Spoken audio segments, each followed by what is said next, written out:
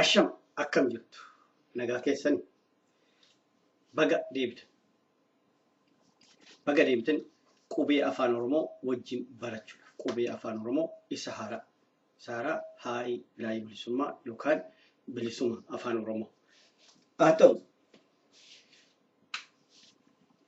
mee gaaffii asirratti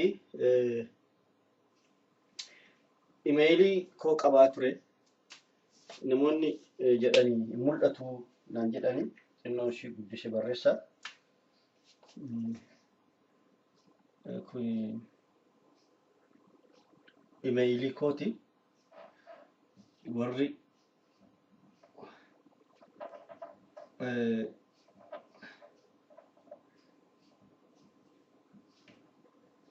kaabulcha as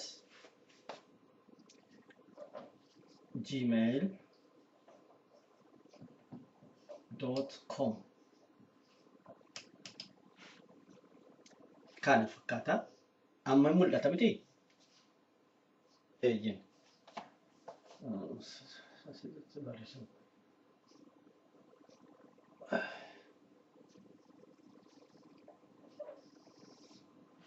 achirra immoo dubbachiiftonni sirriitti mul'atanii jedhan isaanis nan sirreessa ana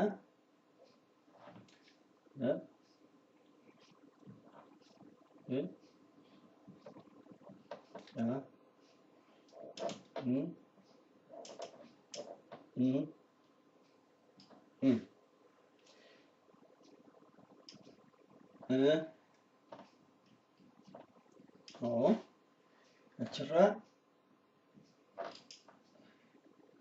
dab kana fakkaatan isaan 12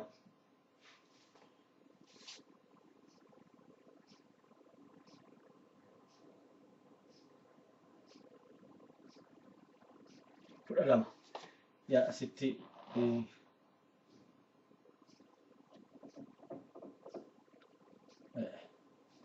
ifama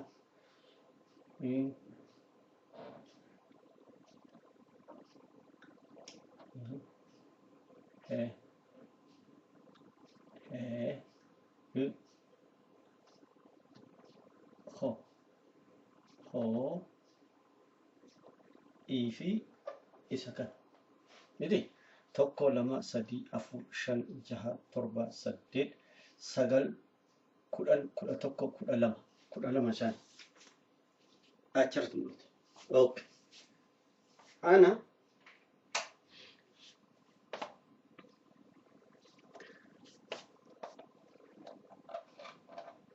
abbaa qubee naan jedhan namoonni tokko haa ta'u nan fudhadha.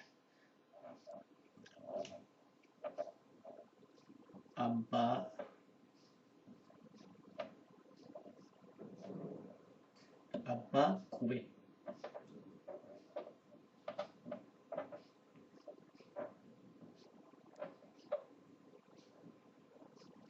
garuu qubee baay'eetu jira.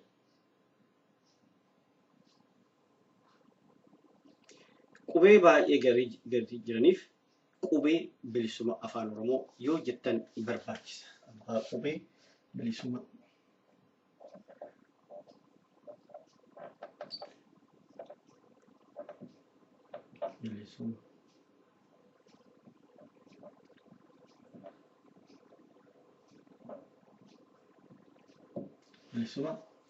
afaan oromoo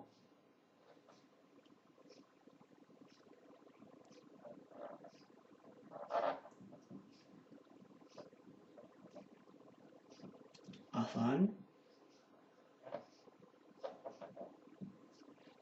oromoo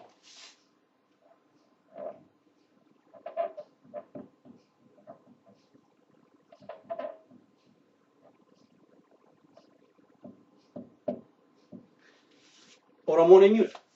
Nu hunda. Kuni kan saba keenyaaf afaan keenyaaf afaan biyya keenyaatiif kan ta'uu danda'a jedhamee kan yaadamedha. Hanga ammaatitti waa tokko irratti hin geenye akkuma bilisummaa biyya keenya barbaadu gabrummaa jalaa bahuudhaaf hanga ammaatitti Oromiyaan bilisa hin baane. Bilisummaan hanga bilisa hin baanetti Oromiyaan hanga bilisa hin baanetti sabni bal'aa Oromoo bilisa ta'uu hin danda'u. Agni sabni bal'aa bilisummaa argatutti qubeen kun biyya sana keessatti hojjechuu ni mala. Maaliif mootummaan biyya sana afaan Oromoo fi saba Oromoo irratti gatii xiyyeeffate. That's haqa. That's a reality.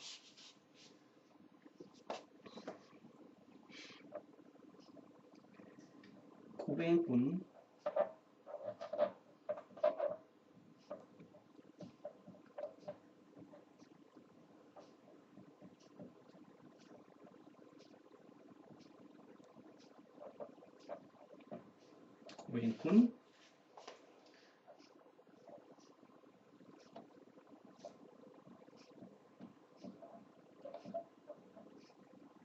barreessuudhaaf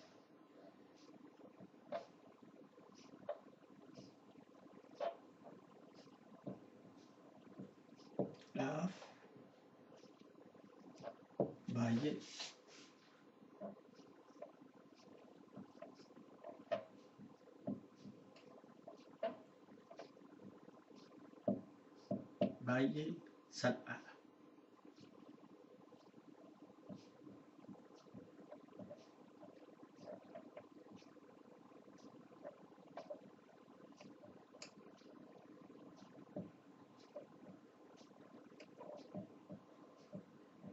Salphaadha.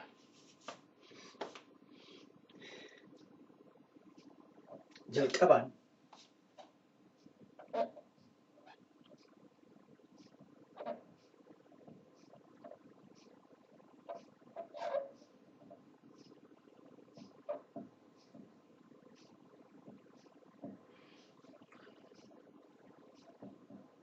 cimaa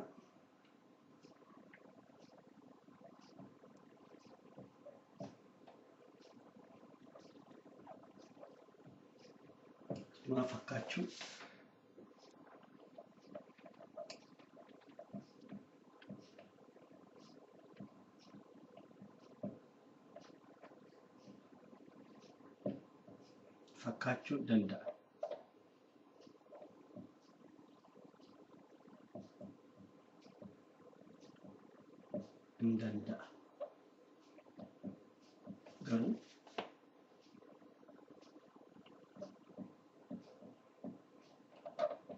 Garuu otoo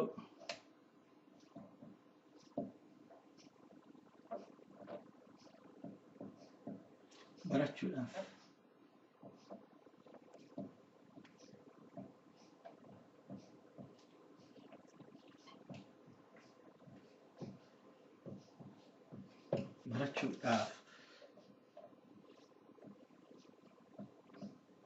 yaalle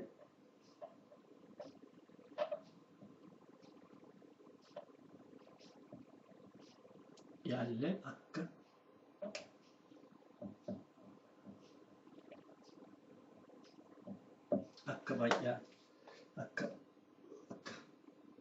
baay'ee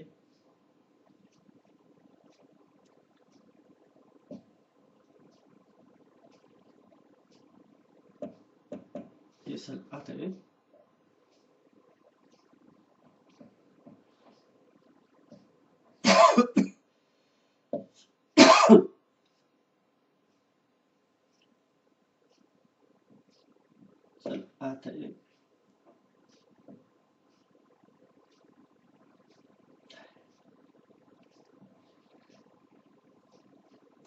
akka salphaa ta'e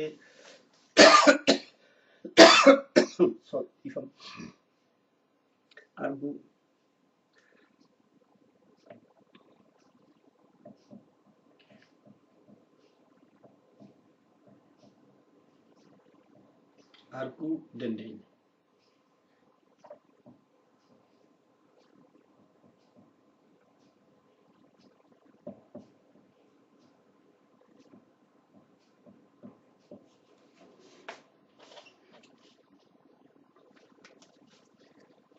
Yaa abbaa qubee naan jedhan jedhee abbaa qubee yeroo naan jedhanii qubee isa kam gatii qubeen baay'ee gatii jiraniif jechuu barbaadeetanii qubee bilisummaa afaan oromoo abbaa qubee bilisummaa afaan oromoo otoo jedhanii afaan oromoo otoo jedhanii inni naaf gala. Qubeen kun barreessuudhaaf baay'ee salphaadha. Jalqabaan cimaa fakkaachuu danda'a garuu otoo barachuudhaaf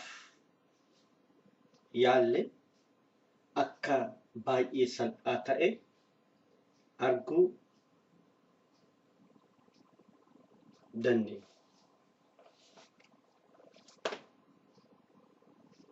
dandeenya. Arguu dandeenya. Arguu dandeenya. Sifala. Akkuma qubee kan biroollee qubeen kun jalqabaan xinnoo ishee cimaa ta'uu danda'a. Maaliif waa tokko kan waraqaa biraatti barreeffame tokko waraqaa adii biraa sii kaa'anii waan itti barreessitu sii kaa'anii barreessi otoo siin jedhanii ati amma har'a balbala ol seentee mana barumsaa ganaa beektu waa tokko beektu jechuudha. Yeroo sanatti ardii fi samaayin sitti dhiphatti. Maaliif waan godhuu qabdu hin beektu. Hin beektus maal akka ta'e. Gara tokkoon waan barreeffama sana hin dubbistu. Gara tokkoon iskiriptoollee harkaan sirriitti qabattee waraqaa irratti waa tokko mallatteessuu hin dandeessu. Cinqama guddaan namatti dhufa. Hundumtuu akkasuma. Hundumti keenya akkasumatti jalqaba. Yeroo zeeroodhaa jalqabnu sana duwwaarraa jalqabnu sana akkas ture.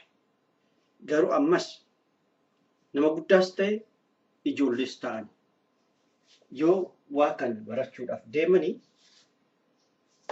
gatii xinnoo isaa bifni isaa garagara ta'eef waan amangammaatiitti arganirra achi xinnoo gatii fagaatee mul'atuuf cimaa fakkaachuu ni mala. Garuu yoo guyyaa guyyaadhaan ilaaltani guyyaa guyyaadhaan otoo yaaltani sammuun keessan barachaa deema. Ijji keessan jaalachaa deema jechuudha.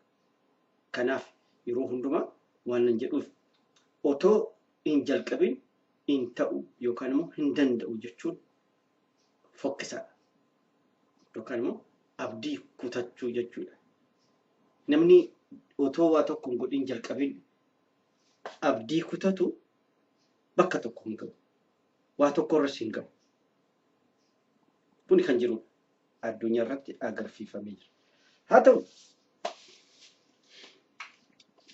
waan jedhe asirratti hundumti keenya dubbisnee jirra. Amma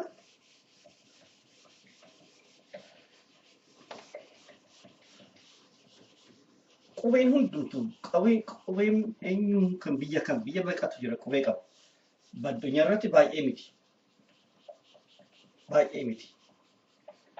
Kan qaban sunis jarri qaban suni akkuma kanatti baratan. Kanaaf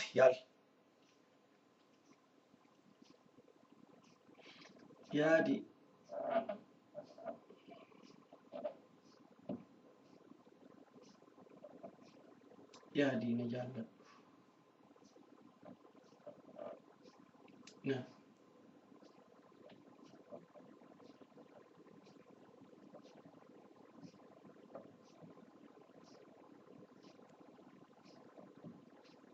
Ni jaalladhu. Qabiina dhuunfadhu.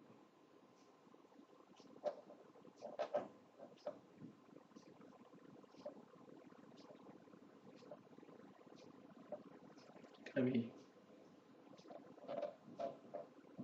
dhuunfadhu.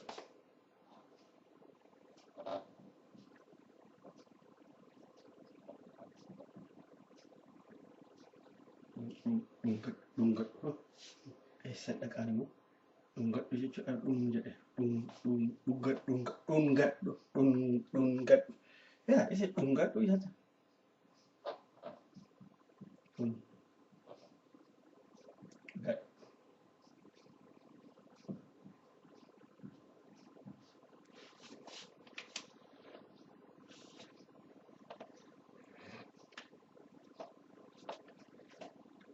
Ija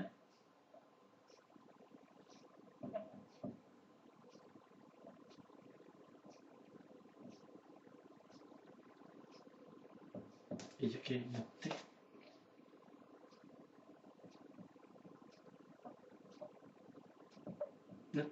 hin babbaasin.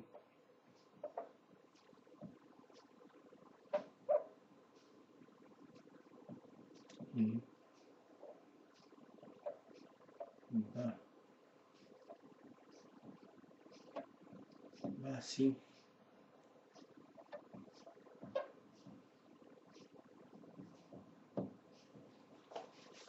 Ija keenyatti hin babbaasin. Gorsa. Fageenya godhadhu.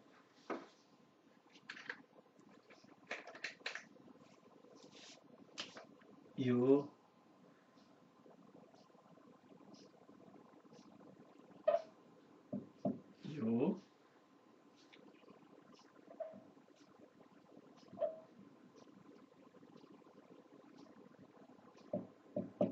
rakkoo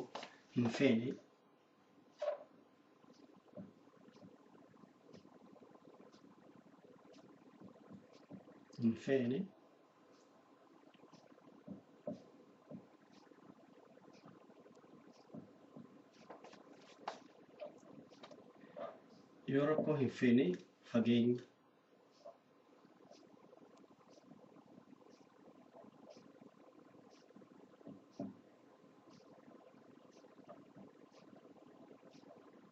fageenya horadhu.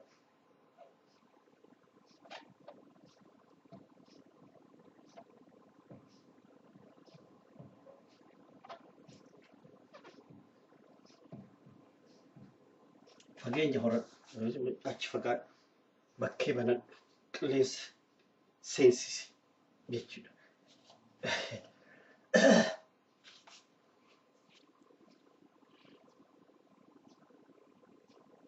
Biyya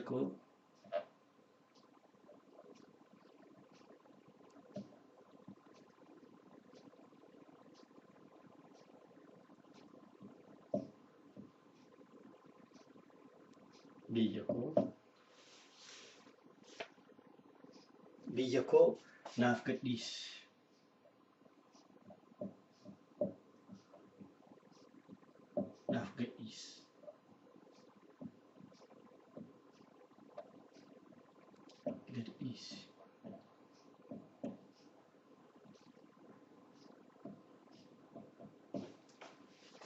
Yeroo na jalaa dhumte baay'ee galatooma.